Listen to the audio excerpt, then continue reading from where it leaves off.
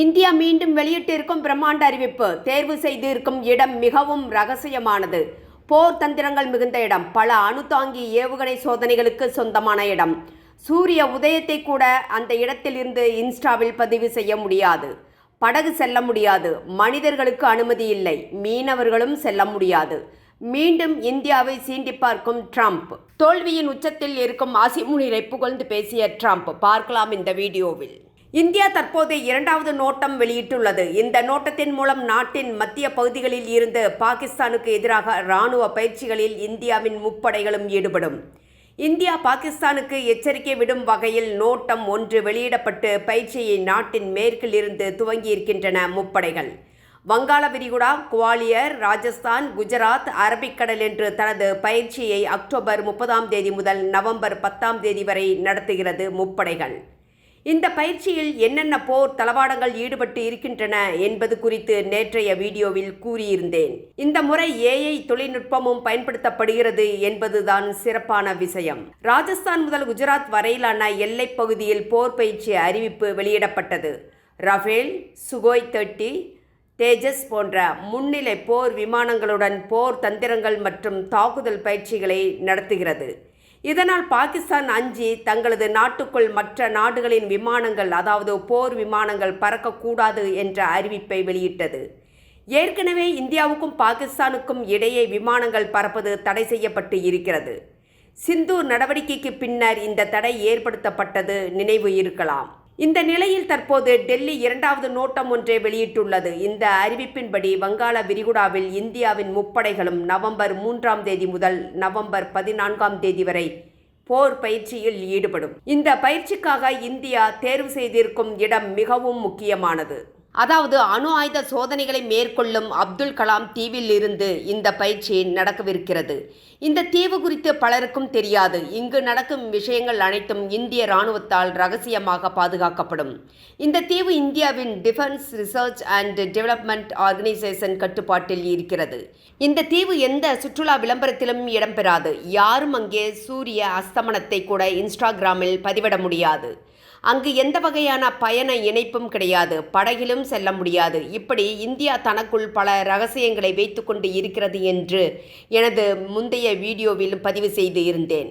இந்த இடங்களில் இருந்துதான் டெல்லி தனது ரகசிய ஆயுத பரிசோதனைகளை மேற்கொள்ளும். இந்த தீவு முன்பு வீலர் தீவு என்று அழைக்கப்பட்டது. 2015 டாக்டர் APJ அப்துல் கலாம் தீவு என பெயர் மாற்றம் செய்யப்பட்டுள்ளது. ஒடிசா மாநிலத்தின் கடற்கரையில் இருந்து வங்காள விரிகுடாவில் அமைந்துள்ளது. ஆனால் கொஞ்சம் ஆழமாக ஆய்வு செய்து பார்த்தால் இந்தியாவின் பாதுகாப்பு திறன் எவ்வளவு முன்னேறி இருக்கிறது என்பதை அதிர்ச்சியடையச் செய்யும். ரகசியங்களை கிசுகிசுக்கிறது இந்த அமைதியான தீவு. சுமார் 390 ஏக்கர் பரப்பளவில் அமைந்துள்ள இந்த தீவில் இன்டகிரேட்டட் டெஸ்ட் ரேஞ்ச் எனப்படும் ஒருங்கிணைந்த சோதனை நிலையம் உள்ளது. இந்த நிலையம் இந்தியாவின் பல முக்கியமான ஏவுகணை திட்டங்களுக்கான சோதனை தளமாக செயல்படுகிறது. Astra, Akash, BrahMos, Nirbhay, Prithvi, Prahaar, Shaurya, Prithvi air defence, advanced air defence, anti satellite ஏவுகணைகள் சோதனை என்று சோதனைகள் நடத்தப்பட்டுள்ளன. இந்தியாவின் கிழக்கு கரையிலிருந்து சுமார் 10 கிலோமீட்டர் தூரத்தில் அமைந்துள்ள அப்துல் கலாம் தீவு வங்காள விரிகுடாவில் உள்ள 5 தீவுகளில் ஒன்றாகும். இந்த தீவு ஒடிசா மாநில தலைநகரான புவனேஸ்வரில் இருந்து சுமார் 150 கிலோமீட்டர் தூரத்தில் அமைந்துள்ளது. இந்த தீவில்தான் அணுத்திறன் கொண்ட அக்னி தொடர் ஏவுகணைகள் பரிசோதனை செய்யப்பட்டது.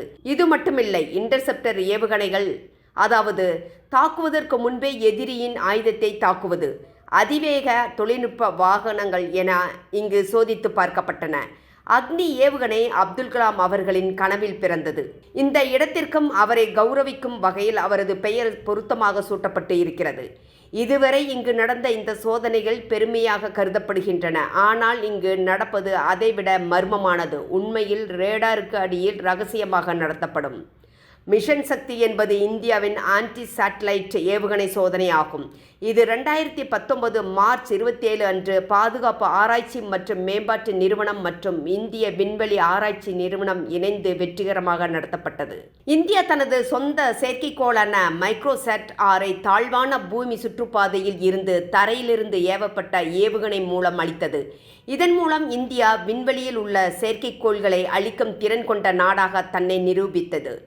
முழு செயல்பாடு சுமார் 3 நிமிடங்களில் நிறைவேறியது. இந்த செயற்கைக்கோள் சுமார் 300 கிலோமீட்டர் உயரத்தில் சுற்றுப்பாதையில் இருந்தது. பிருத்வி டிஃபென்ஸ் வெஹிக்கிள் மார்க் 2 இந்த செயற்கைக்கோளை அளித்தது. அதாவது வெடிகுண்டுகள் இல்லாமல் நேரடி மோதலால் செயற்கைக்கோளை அளித்தது. மிஷன் சக்தியால் இந்தியா, அமெரிக்கா, ரஷ்யா, சீனா தொடர்ந்து 4வது நாடாக பரிணமிக்கிறது. இந்த சோதனை இந்திய உளவு மற்றும் கண்காணிப்பு செயற்கைக்கோள்களை பாதுகாக்கும் திறனை வெளிப்படுத்தியது. இதற்கு சில நாடுகள் எதிர்ப்பு தெரிவித்தன. விண்வெளி கழிவுகள் உருவாகும் அபாயத்தை வெளிப்படுத்தியிருந்தன. ஆனால் அதற்கும் இந்தியா விளக்கம் அளித்தது. சோதனை தாழ்வான சுற்றுப்பாதையில் நடத்தப்பட்டது. எனவே கழிவுகள் சில வாரங்களில் வளிமண்டலத்தில் கரைந்துவிடும். இது எந்த நாட்டுக்கும் எதிராக அல்ல, இந்தியாவின் பாதுகாப்பு திறனை நிரூபிக்கும் முயற்சி மட்டுமே என்று விளக்கம் அளித்தது. இதன் மூலம் இந்தியா விண்வெளியில் சக்தி வாய்ந்த நாடாக உருவெடுத்தது. ஏன் இந்த ரகசியம்? ஏனெனில் செயற்கைக்கோள்களை அளிப்பது ஒரு சோதனை மட்டுமல்ல, அது ஒரு அரசியல் முக்கியத்துவம் வாய்ந்தது. இந்த தீவு மிக கடுமையாக பாதுகாக்கப்படுகிறது. அருகிலுள்ள மீனவர்கள் கூட இந்த தீவுக்குள் செல்ல தடை செய்யப்பட்டுள்ளனர். தீவின் செயற்கைக்கோள் படங்கள் வரைபடத்திலும் வேறு மாதிரியாக காட்டப்பட்டிருக்கும். உண்மை என்னவெனில், தனிமை புதுமையை உருவாக்குகிறது. அதிலும் குறிப்பாக எதிரிகளையும் கூட்டாளிகளையும் மீறி முன்னேற வேண்டிய தொழில்நுட்பங்களை உருவாக்கும் போது தனிமை தேவைப்படுகிறது. தனிமையில்தான் விண்வெளி போர் திறன்கள், மனிதர்கள் இல்லாத வான் ஆக்கிரமிப்பு, மின்னூட்ப மற்றும் இணைய போர் மேம்பாடு ஆகியவற்றின் பிறப்பிடமாகவும் அமைதியான புரட்சி பிறக்கும் இடமாகவும் இந்த தீவு பார்க்கப்படுகிறது. அமைதியை எந்த நகரங்களும் கொடுக்கவில்லை. ஒடிசா கடற்கரையின் அருகே அமைந்துள்ள சிறிய கவனிக்கப்படாத ஒரு தீவு மிசைல் மேன் என அழைக்கப்படும் டாக்டர் அப்துல் கலாம் அவர்களின் பெயரால் அழைக்கப்படும் அந்த தீவுதான். இவ்வளவு சிறப்புகளை கொண்டிருக்கும் இந்த தீவில்தான் பிரம்மாண்ட போர் பயிற்சிகள் நடக்கவிருக்கிறது. பாகிஸ்தானுக்கு எதிராக எந்த நாடும் வரப்போவதில்லை. சீனா கண்டிப்பாக இந்தியாவுக்கு எதிராக களத்தில் இறங்காது. ஆயுதங்களை வேண்டுமானால் பாகிஸ்தானிடம் கொடுத்து சோதித்து பார்க்கலாம். ஆனால் இந்தியாவின் ஏவுகணைகள், வான் பாதுகாப்பு அமைப்புகளுக்கு அருகே கூட சீனாவின் ஏவுகணைகள், வான் பாதுகாப்பு அமைப்புகள் வர முடியாது. இதை சிந்தூர் நடவடிக்கையின் மூலம் இந்தியா நிரூபித்து இருக்கிறது. அமெரிக்காவும் தனது விற்பனைக்காக பாகிஸ்தானுக்கு தனது ஆயுதங்களை வழங்குகிறது. அவை அனைத்துமே பழைய ஏவுகணைகள். ஆனால் இந்தியா அப்படி இல்லை. ஏஐ தொழில்நுட்பத்தின் மூலம் இராணுவத்தை இயக்குகிறது. இதெல்லாம் தான் அமெரிக்க அதிபர் ட்ரம்பை கொதிப்படைய செய்துள்ளது. தினமும் எழுந்தவுடன் இந்திய பிரதமர் மோடியை திட்டுவது, பின்னர் புகழ்வது என்று இருக்கிறார்.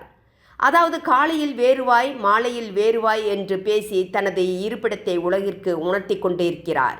இந்த நிலையில் அமெரிக்க அதிபர் டொனால்ட் ட்ரம்ப் பிரதமர் நரேந்திர மோடியையும் இந்திய பாகிஸ்தான் உறவுகளையும் குறித்து வெளியிட்ட புதிய கருத்துக்கள் மூலம் மீண்டும் சர்ச்சையை கிளப்பியுள்ளார். ஆசிய பசிபிக் பொருளாதார ஒத்துழைப்பு உச்சிமாநாடு தென்கொரியாவில் அக்டோபர் 29ஆம் தேதி, அதாவது இன்று நடைபெற்றது. அபெக் தலைமை நிர்வாகிகள் முன்பு பேசிய ட்ரம்ப் பிரதமர் மோடியை அழகானவர் என்றும் அதே சமயம் இதற்கு எதிராகவும் விமர்சித்திருந்தார். மேலும் இந்தியா பாகிஸ்தான் இடையே ஒரு சமாதான ஒப்பந்தத்தை ஏற்படுத்தியதாக கூறி மீண்டும் சர்ச்சையை கிளப்பினார்.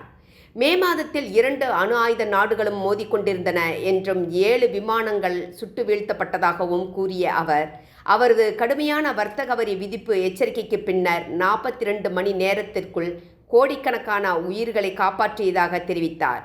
இந்த கூற்றை இந்தியா பலமுறை மறுத்துள்ளது.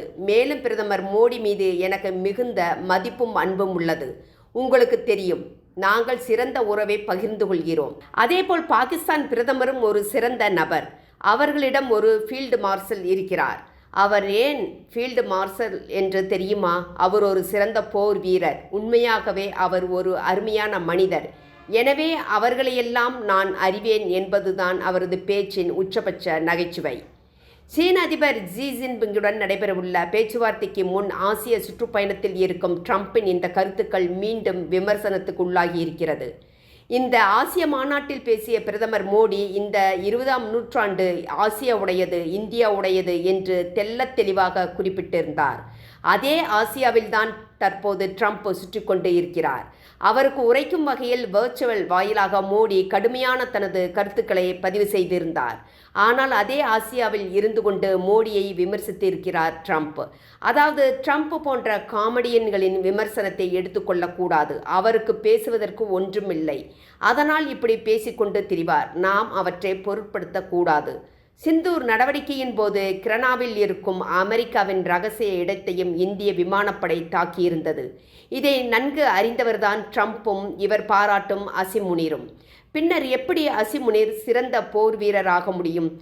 தற்போது உள்நாட்டு வன்முறையை கட்டுப்படுத்த முடியாமல் திணறி வருகிறார் அசிம் முனீர். அடுத்து அவர் இந்தியாவின் அதிரடிக்கும் தயாராக வேண்டும். நண்பர்களே, உங்களது கருத்துக்களை எங்களுடன் பகிரவும். உங்களுடைய ஆதரவு எங்களுக்கு மிகப்பெரிய ஊக்கமாக இருக்கும். நன்றி.